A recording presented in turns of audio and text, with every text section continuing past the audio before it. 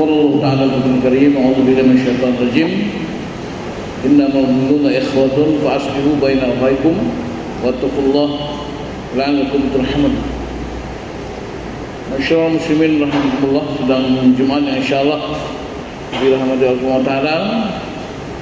Bagi khatib saya ingin mengingatkan kita semua bahwa berbeda dengan zuhur, salat Jumat ini bagaikan dua sisi mata uang yang kalau satu sisinya tidak ada gambarnya atau rusak maka uang tidak laku.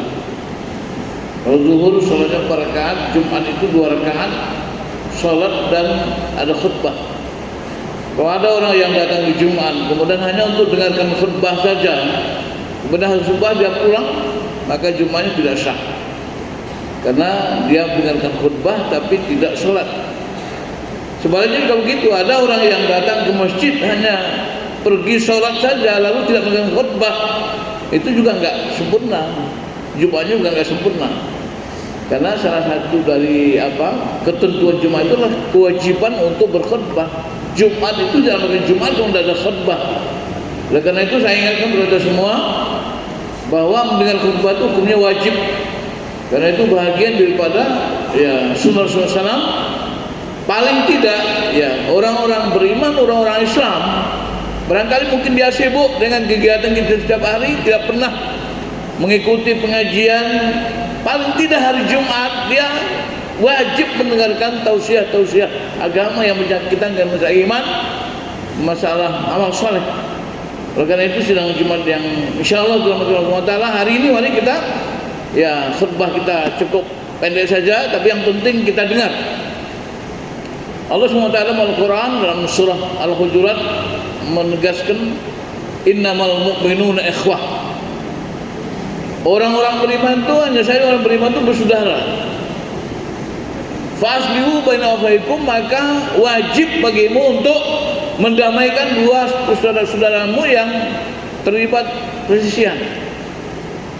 Wattaqullah, dan bertakwalah kamu kepada Allah la'allakum turhamun, agar kamu dirahmati.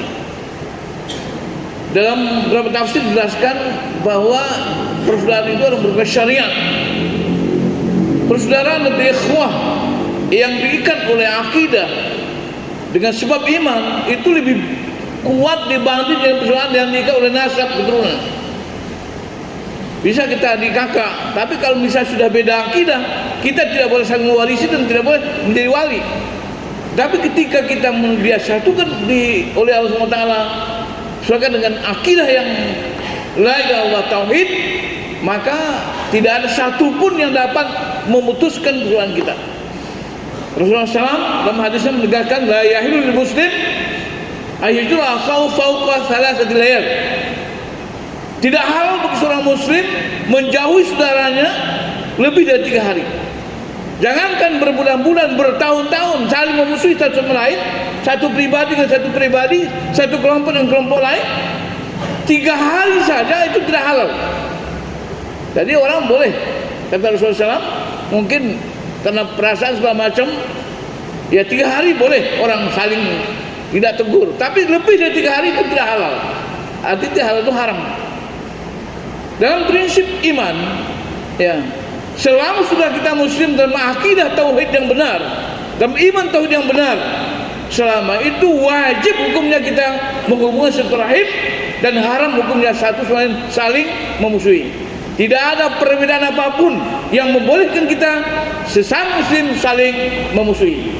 Ini prinsip pertama yang perlu kita bangun. Dan berbagai kesempatan saya selalu menyampaikan ada 7 prinsip ukhuwah, yaitu bersatu dalam akidah. Saudara kita sama muslim dimanapun dan kapanpun, tidak dibatasi oleh waktu, dibatasi oleh tempat, tidak ada sekat-sekat negara, sekat-sekat organisasi yang semacam. Semua selama dia mengaku muslim dan memiliki akidah benar, selama itu wajib membangun persaudaraan. Ini prinsip yang paling penting. Katakanlah kita misalnya beda organisasi, beda partai, beda usaha, beda profesi, beda macam-macam. Semua perbedaan itu tidak membolehkan kita dan tidak boleh menjadi alasan untuk kita saling memusuhi satu sama lain. Pertama. Dan yang kedua adalah berjamaah dalam ibadah. Konsep ukhuwah itu adalah berjamaah. Dan tidak ada persaudaraan tanpa jamaah. Bagaimana mungkin kita bersaudara, membangun persaudaraan kalau kita tidak saling bertemu? Maka Islam mewajibkan jamaah. Salah satu ibadah pokok kita adalah sholat. Masjid sebagai infrastruktur utama yang di mana di situ dibangun jamaah. Dengan berjamaah terbangun ukhuwah Islamiyah. Salah satu keunggulan masjid adalah tidak ada satu rumah ibadah di dunia ini yang dikunjungi oleh umatnya 5 kali secara tertib. Ada rumah ibadah yang cuma sekali setahun, hanya pada waktu tertentu. Ada sekali seminggu. Tapi rumah ibadah Islam, masjid, dikunjungi setiap hari 5 kali sehari semalam dengan jemaah. Karena jemaah konsep ukhuwah, konsep persaudaraan. Di masjid dibangun persaudaraan ukhuwah Islamiyah. Masjid adalah merupakan tempat kita membangun ukhuwah. Salah satu khusus Islam itu juga adalah kita punya ibadah yang satu persis, yang universal di seluruh dunia. Di mana saja kita sholat, di Amerika, di Australia, di Cina, dimanapun sholatnya sama. Karena Rasulullah merintahkan shallu kama ra'aytumuni usalli. Artinya apa? Sholat sebagai ibadah menjadi pemersatu umat. Itulah merupakan basis ukhuwah kita. Dan yang ketiga adalah tasammuh dalam khilafiyah, toleransi dalam perbedaan. Kenapa? Karena kita lahir sebagai manusia itu melahir dengan perbedaan. Orang yang tidak siap berbeda artinya tidak siap jadi manusia. Satu ibu, satu ayah bisa berbeda pendapatnya, berbeda pikirannya dan sebagainya. Oleh karena itu menjadi manusia harus siap berbeda. Oleh karena itu kalau ada perbedaan pandangan tentang masalah-masalah yang furu'iyah, harus kita bertoleransi. Tidak boleh ngotot, apalagi melotot, apalagi adu otot. Apalagi kita demo untuk satu sama lain saling membatalkan, tidak boleh.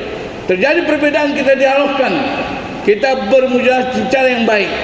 Islam mengajak kepada kita agar tasamuh, agar toleransi dalam masa perbedaan. Soal kunut tidak kunut, soal basmalah tidak basmalah, soal sebagainya adalah bagian-bagian daripada furu'iyah. Ada hasil ijtihad dari para ulama. Tidak boleh ijtihad merusak, mengganggu syariat. Persaudaraan syariat, sedangkan perbedaan adalah merupakan fikih hasil ijtihad. Oleh karena itu jangan kita korbankan syariat karena perbedaan fikih. Oleh karena itu bersatu dalam kita. Kalau kita berbeda pendapat, kita siap, dan kita tidak boleh klaim kebenaran. Saya yang benar, kami yang benar, kalian salah. Kami saja masuk surga, kalian masuk neraka. Itu tidak boleh. Tidak ada pemilik kebenaran, manusia yang benar mutlak itu hanya Allah Subhanahu wa taala. Apalah hasil ijtihad. Ijtihad itu ada kode etiknya, al-jihadu la yunqad bi ijtihad. Satu dia tidak boleh membatalkan ijtihad yang lain. Kita tidak boleh mengatakan masalah. Kalau kita melihat sesuatu belum benar, kita sampaikan kebenaran itu dengan hujah-hujah, dengan dalil-dalil yang kuat, dengan harapan saudara kita dapat menerimanya. Ketika dia belum menerimanya, maka tentu kita harus bersabar, karena bagaimanapun kebenaran itu adalah merupakan hidayah Allah Subhanahu wa taala. Dan yang keempat adalah kita harus bermujahadah dengan cara ihsan. Allah katakan wajadilhum bil ihsan. Bilati ihsan, dengan cara ihsan. Kalau kita ingin berdialog, ingin berdebat, silakan berdebat, tidak apa-apa. Karena pintu dialog dibuka dalam Islam. Tapi berdialog dengan cara yang baik, dengan tujuan yang baik, dengan bahasa yang baik, dengan cara yang baik. Jangan kemudian kita terjebak kepada perkataan-perkataan atau ucapan-ucapan yang saling mencaci, saling memfitnah, saling menjelekkan satu sama lain. Kita miris kadang-kadang ketika kita melihat di media-media sosial, di mana ada perdebatan-perdebatan dalam soal-soal Islam, dalam soal-soal agama, dalam soal tauhid, dalam soal ibadah, tapi kita sudah keluar daripada kerangka akhlakul karimah. Kita berdebat soal Islam, tapi malah kadang-kadang kita bicara dengan cara-cara yang tidak Islami. Oleh karena itu, mari kita silakan berdialog, silakan berdebat, tapi yang penting adalah kekuatan dalil kita, hujah kita. Jangan kita saling menghina, tetapi kita harus siap juga menerima kebenaran dari teman kita.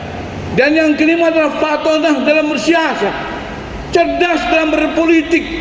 Kita tidak boleh terasa gerus dalam berpolitik. Kita harus saling berkomunikasi dengan baik. Apalagi kita di negara kita yang pluralisme, yang bermacam-macam.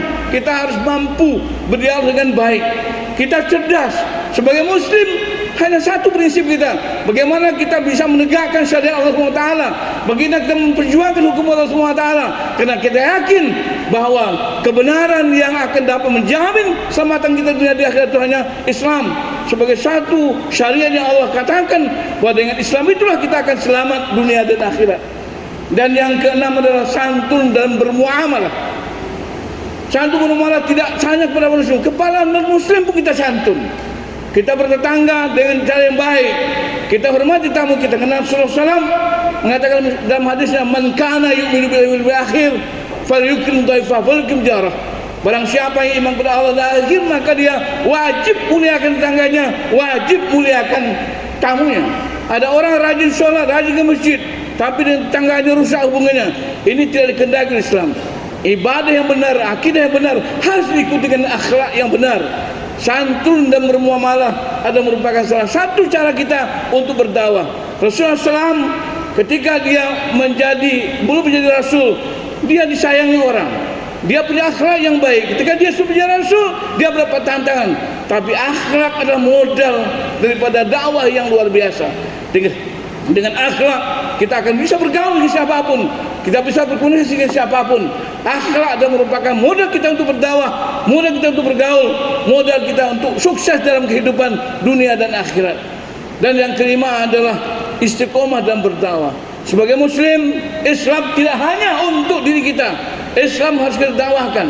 Kita diperintahkan tausiah bil haq, tausiah bil sabri, tausiah bil merhamah. Kita berwasiat dengan kebenaran, berwasiat dengan kesabaran, berwasiat dengan kasih sayang. Mari 7 ini kita jaga, kita pelihara. Apapun perbedaan kita, insya Allah selama akidah tauhid yang benar, insya Allah kita akan ukhuwah, kita akan bisa kita rukunkan, kita tegakkan. Jangan sampai kemudian terjadi darurat ukhuwah di mana kita saling mencerca sama lain. Kita harus ingat, Belanda berhasil menjajah kita 350 tahun. Salah satu strategi mereka adalah divide in emperor, membelah dan kemudian menguasai. Polarisasi umat, perpecahan umat akan menguntungkan pihak lain. Orang juga akan bisa, negara-negara bangsa yang akan menguasai bangsa Indonesia ini kalau umat Islam sudah berpecah belah. Kenapa? Umat Islam adalah umat yang mayoritas. Ketika umat Islam sudah berpecah belah, sudah gontok-gontokan, sudah saling memusuhi, artinya bangsa kita lemah dan merupakan ancaman bagi negara kita. Kedaulatan dan kemerdekaan yang kita peringati bulan ini akan terancam ketika umat Islam berpecah belah. Mari kita bangun ukhuwah Islamiyah dengan 7 prinsip tadi. Insya Allah Allah Ta'ala akan pelihara kita, umat kita, Islam kita akan tetap eksis di negeri ini, dan bangsa kita akan menjadi bangsa yang kuat. Fa'tabiru ila absar la'allakum turhamun.